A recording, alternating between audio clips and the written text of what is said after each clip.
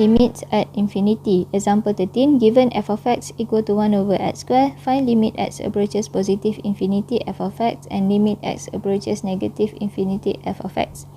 Firstly, we're going to find limit x approaches positive infinity for the function 1 over x squared.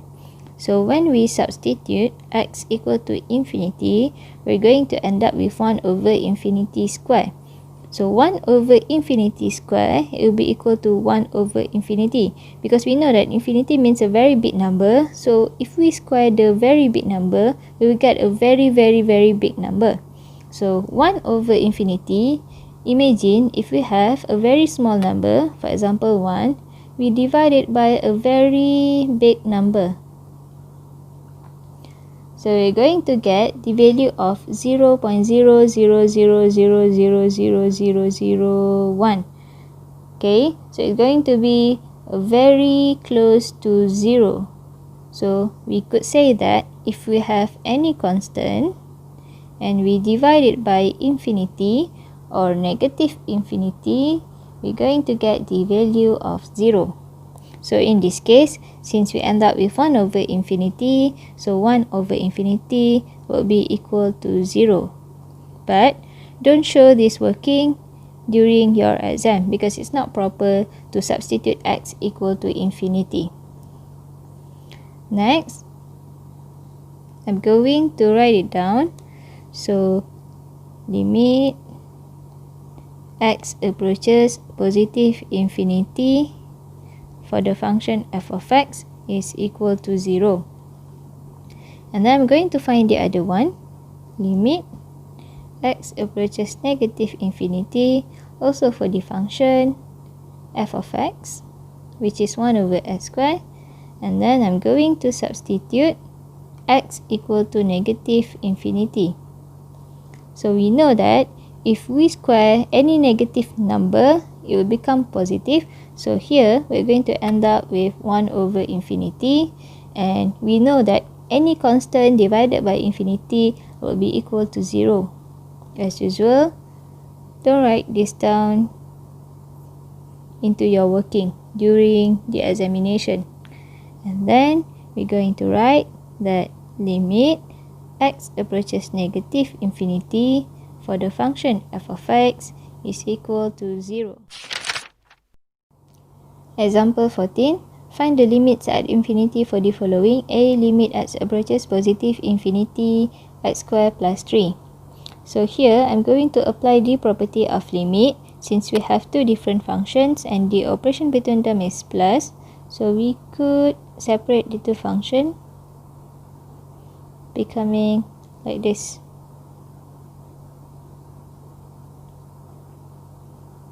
And then, since it's not proper to substitute x equal to infinity for the working, so I'm going to do it up here.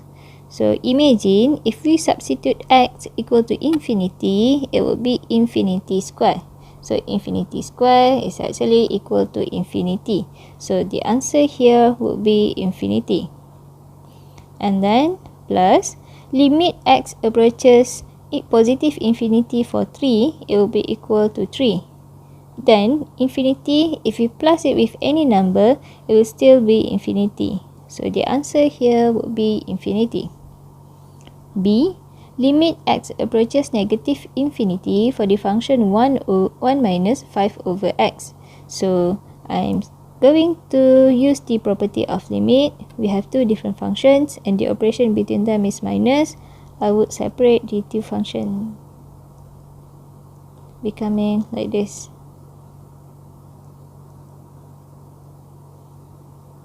And then here, limit x approaches negative infinity 1 is equal to 1.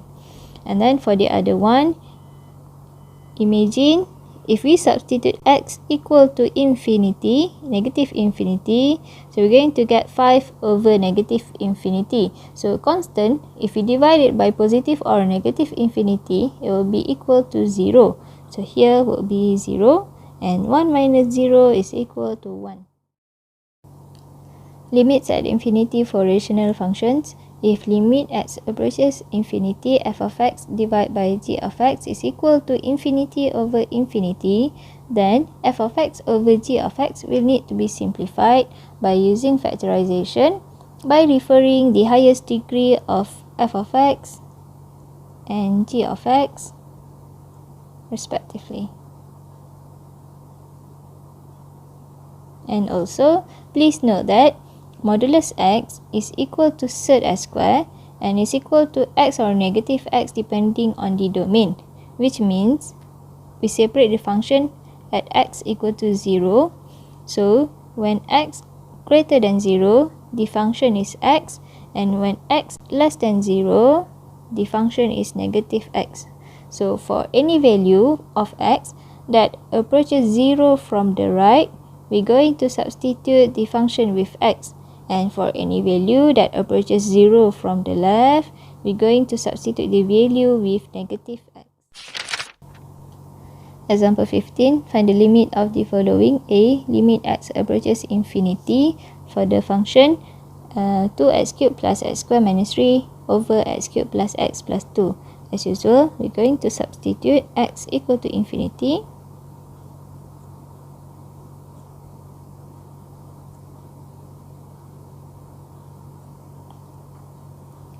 So, when we simplify the numerator, we're going to get the value of infinity, and denominator will also be equal to infinity. So, when we have infinity over infinity, we need to simplify the function by factorizing the highest degree of numerator and denominator.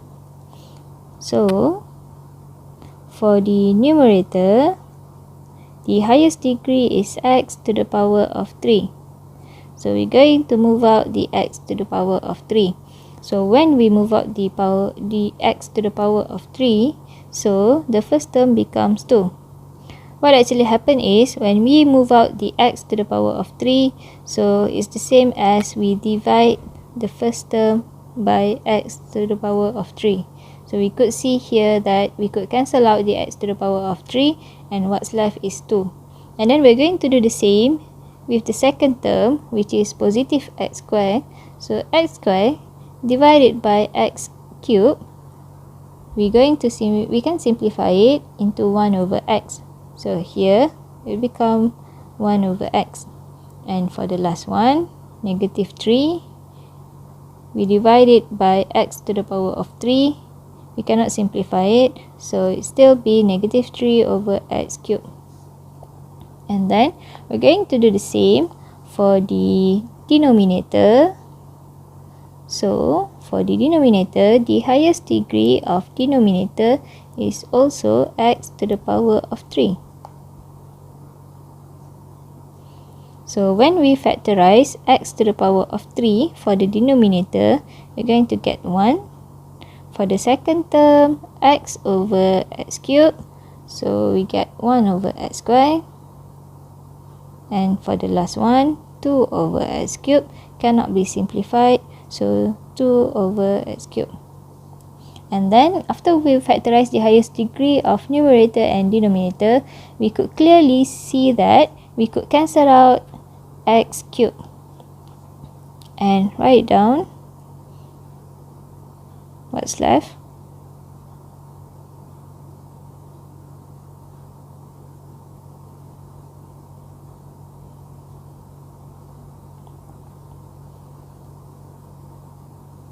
After that, we're going to substitute x equal to infinity. But since it's not proper to write it down, so we're just going to imagine what will happen when we substitute x equal to infinity. So, for 1 over x, if we substitute x equal to infinity, we know that constant over infinity will be equal to 0. So 1 over infinity will be equal to 0. And then the same thing with 3 over x cubed. Since we're going to substitute x equal to infinity, so 3 over infinity will also be equal to 0. And then for the denominator, 1 over x squared, it will become 1 over infinity squared, which is also 0. And 2 over x cubed, which is 2 over infinity cubed, will also be equal to 0. So, the final answer we're going to get 2 plus 0 minus 0. Put it over 1 plus 0 plus 0. So we're going to end up with 2 divided by 1, which is 2. B. Limit x approaches negative infinity for the function x plus 1 over cert x squared plus 1. So we're going to substitute x equal to negative infinity. Negative infinity plus 1 will be equal to negative infinity. Negative infinity square is equal to infinity plus 1 is equal to infinity. Cert infinity is equal to infinity. So when we end up with negative infinity over infinity, we need to simplify the function by factorizing the highest degree of numerator and denominator. So for the numerator, the highest degree is x to the power of 1. So we're going to move out the x. So what's left is 1 plus 1 over x. And for the denominator, the highest degree is x squared. So we're going to factorize x squared. So what's left is 1 plus 1 over x squared. After that, I'm going to separate the denominator.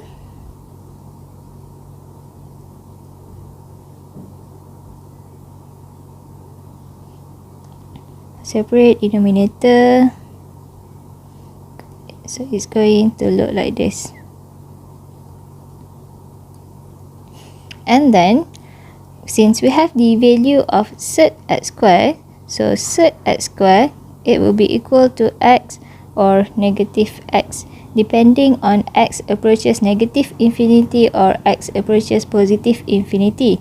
If limit x approaches positive infinity, so cert x squared, we could change it into x. But when limit x approaches negative infinity, so we're going to change cert x squared equal to negative x. So for this example, we're going to change cert x squared into negative x.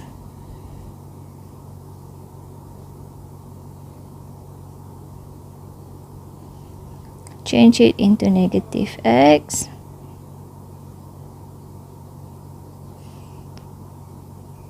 And after that, we could clearly see that we could cancel out the x.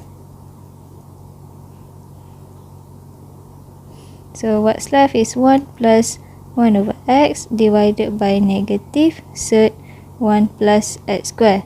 And after we simplify the function, we're going to substitute x equal to negative infinity. So for 1 over negative infinity, this term will be equal to 0, since we know that constant over infinity or constant over negative infinity will be equal to 0. And then the same with 1 over x squared. When we substitute x equal to infinity, so we're going to have 1 over infinity square, constant over infinity, so it will be equal to 0. Thus, we're going to get the value 1 plus 0 divided by negative cert 1 plus 0. So 1 plus 0 is 1, cert 1 plus 0 is 1. We're going to get the value of negative 1.